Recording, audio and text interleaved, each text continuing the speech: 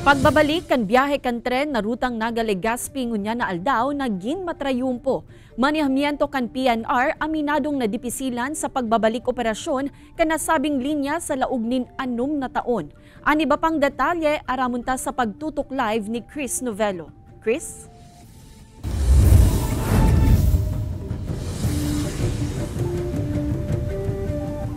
Kate, dainagin madali para sa manihamento kan Philippine National Railways na ibalik ang rutang Naga Legazpi asin man vice versa ninhulita pigirahay nindaan mga release asin tulay na agihan kan tren makalisban ang haros 6 na taon na para mentras na pagpundos sa operasyon kaini. Abril 2017 kan sinuspindi ang operasyon kan PNR sa rutang Naga Legazpi Naga sa Bicol Region huli sa kakulanganing train coaches asin locomotives. Alagad makalis ang haros 6 na taon na paghalat kan mga Bicolano. Balik operasyon na poon ngunyan na aldaw ang biyahe kan tren sa nasambitan ng ruta. Pasado alas 5 ng aga kasubago ka naghali ang tren sa PNR Legazpi City Station. Asin nakaabot ini sa Naga City Station pasado alas 9 na. Tulong oras na nakuta na ang biyahe alagad sigun sa PNR. Nagkaigwaning delay huli sa kadakol ng mga pasahero na nagsakay sa banuan ng Pulangi asin Iriga City. Sa ibong kaini, satisfied man giraray ang mga pasahero. Okay naman yung experience. Medyo marami kami dun sa loob ng tren kanina. Sumakay ako from Washington Drive sa Legazpi. Okay naman yung experience. Enjoy naman kasi makalola.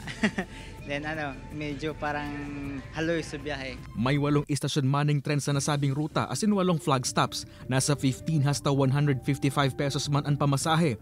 Depende sa destinasyon kan sarong pasahero. Aminado man ang PNR na dainagin madali ang liwat na pagbabalikan na sambitan ng biyahe sa labis ng 14 kilometrong ruta na nagkokonekta sa duwang dakulang syudad sa rehiyon. Quite challenging lang yung pag-construct namin ng bridge doon sa may San Francisco Ginubatan. Yun yung bridge na kailangan magtugtong para mabuksan yung Naga Legazpi. Nag-overtime kami, nag-trabaho ng weekend para ma-meet ang deadline. Sa pagbabalikan rutang Naga Legazpi, dalan subot ini para mabuksan naman ang iba pang ruta sa laog asin luwas kan rehiyon. Mantang positibo man ng PNR asin mga LGU na makakatabang ini sa pag-uswag kan ekonomiya asin turismo sa rehiyon.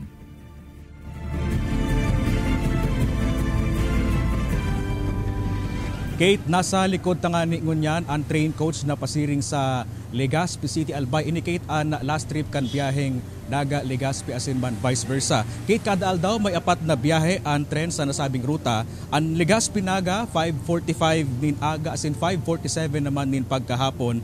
Mantang ang Naga Legazpi 5:38 nin aga asin 5:30 naman sa pagkahapon. Nangapod man Kate ang manehemento kan Philippine National Railways sa mga Bicolano na i-patronize o tangkilikon ang paglunad sa tren ninhulit tadal man subot ini para buksan pa ani pa pang ruta kan tren bako lang digdi sa Bicol Region magin sa luwas kan rehiyon.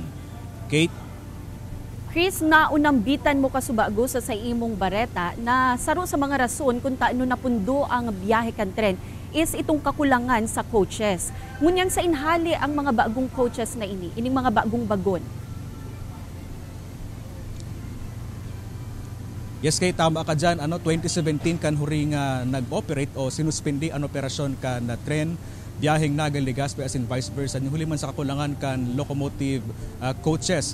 Kaya ining mga bagong bagon kan tren, inihali ini sa NSCR, North-South Commuter Railway. Ongoing kaya Kate ang construction kan railway sa nasabing ruta. Kaya si mga train coaches duman, may 3 of them na pinagdarating sa Naga City. And yan sige nagamit mo niyan Kate kan Naga Sipocot Line. And ini naman na train coach Kate na nasa likod ta, ini na tren na ginagamit kan Naga Sipocot na ginagamit na ngunyan pasiring duman sa Legazpi City Albay. Kate? Oo, huring kahaputan Chris, igwa bang pinapautob na speed limit ang PNR?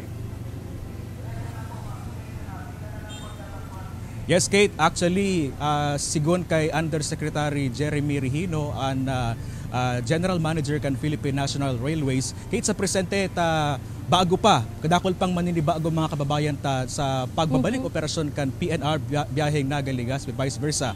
50 kilometers per hour na ang dalagan kay inita. Biga antisiparan Kate kanahen siya itong mabibiglaan tawo kasi balik operasyon na liwat ang Philippine National Railways kaparehan Kate kan antisipasyon kan ahensya itong pagbabalik kang naga ligaw vice versa. Taarad na Kate kan mga nakaaging aldaw o bulan may mga nadisgrasya baga kan tren kaya ngunyan pinapautob mahigot kan PNR itong speed restriction na 50 kilometers per hour nguna. Kate. Alright, Jos Mabalos, Chris.